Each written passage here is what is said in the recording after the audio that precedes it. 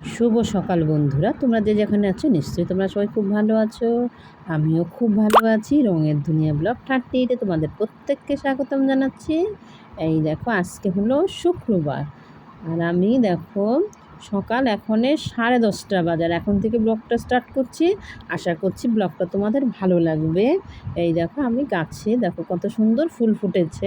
ফুল ফুটেছে না, একটু বেলা হলে না ফুলগুলো কেমন একটা হয়ে যায়। তাই বেলা বেলা তো হয়েই গেছে, এখন একটু রোদের তাপটা মানে উঠেওছে রোদ্রে, তাপ লাগছে যে অতটা না, আছে তবে রোদ আছে। আমি যেখানটাই করেছি সেখানে অল্প অল্প রোদের তাপ আসছে। আমি মাথায় তো গামছাটা দিয়েও নিয়েছি। দেখো ফুলগুলো না আমি তুলে নিচ্ছি।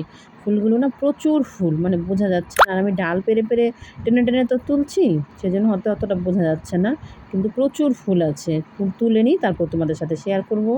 মানে ওই যে বলছি না, বালতির মধ্যে বসানো হয়েছিল ডালটা, ওই দেখো বালতির মধ্যে বসাতেই মানে গাছটা এরকম এতটা উঁচু হয়ে গেছে মাটি থেকে। সেই বুঝতে পারিনি, একদম ছোট সাইজ ছিল তো, ওটা বালতির মধ্যে বসিয়ে দিয়েছিলাম।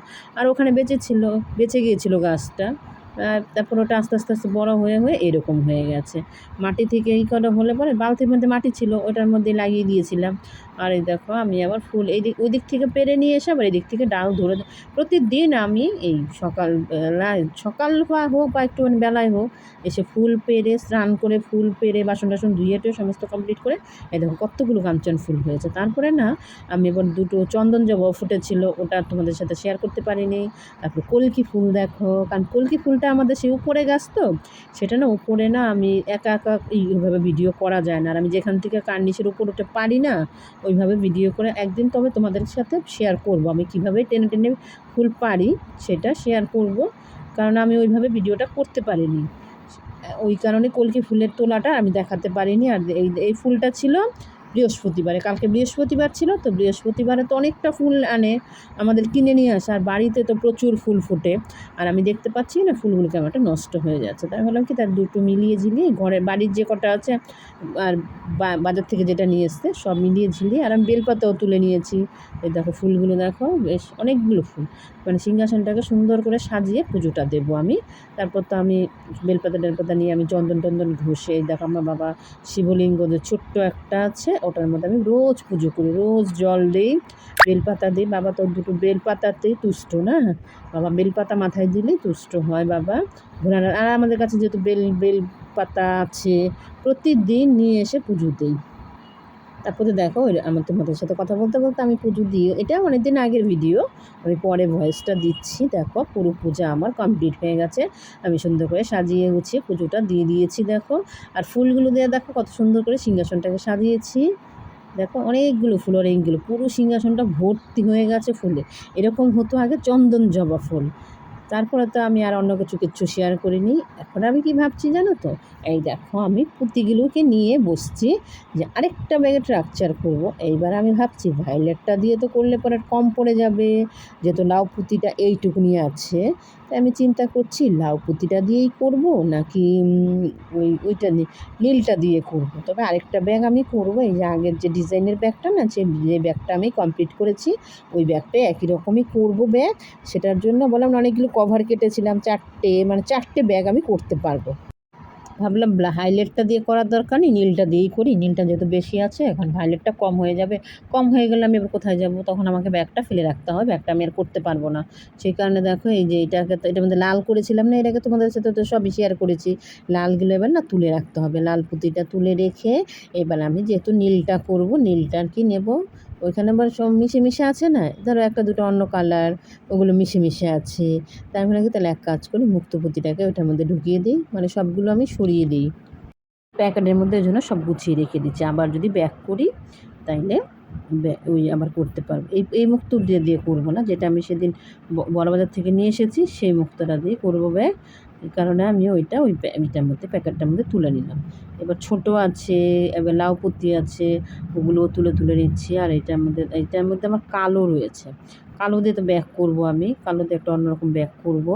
তাই ভাবলাম তাহলে এই কাজগুলো করে নিই, তাহলে এখানে যদি করতে পারি করে নিই, যতটা সম্ভব করে নেব। আর এই প্যাকেটটার মধ্যে লাউ পুঁতিটা তুলে নিচ্ছি দেখো।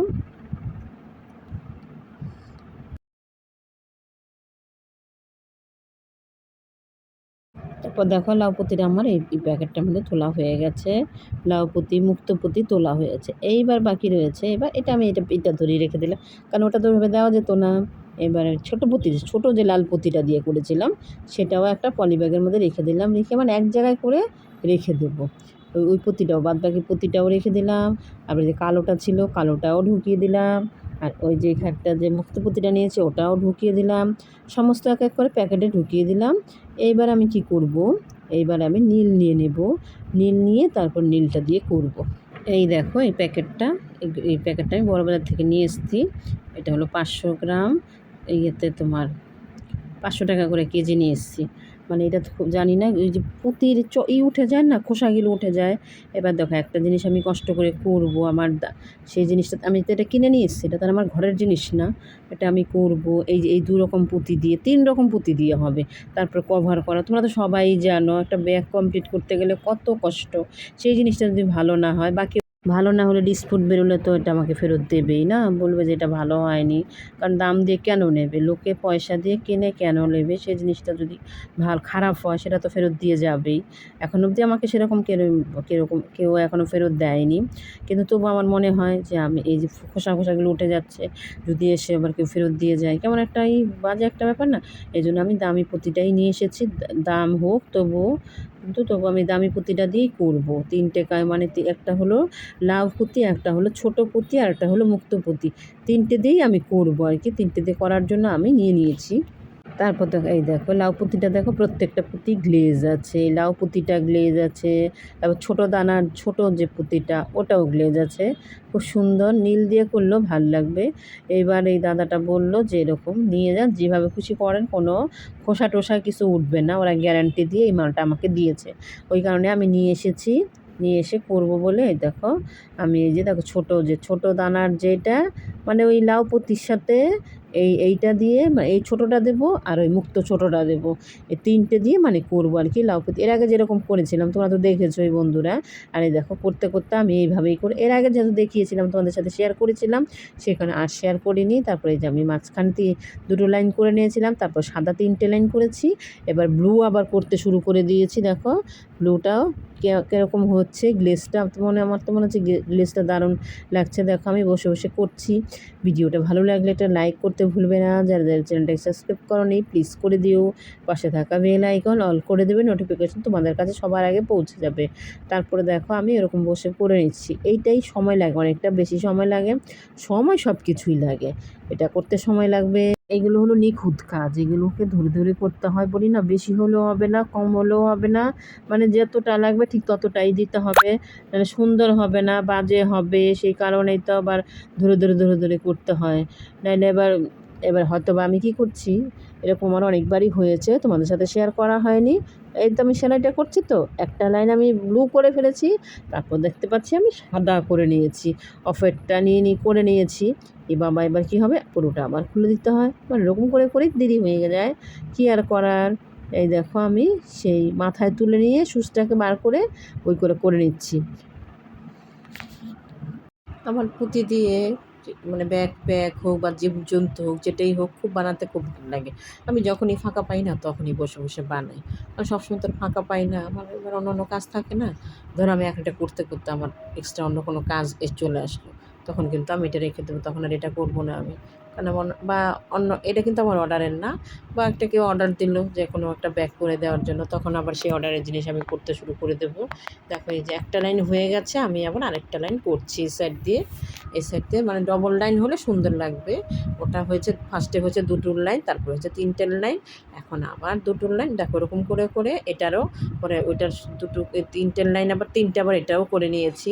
আবার এখন আবার সাদা করতে শুরু করে দিয়েছি। দেখো সাদাটা, দেখো আজকে এতটা করেছি, একদিনে তো আর হবে না। কেমন হয়েছে তোমরা জানাবে। আজকের ভিডিওটা বন্ধুরা এখানে শেষ করলাম, সবাইকে টাটা।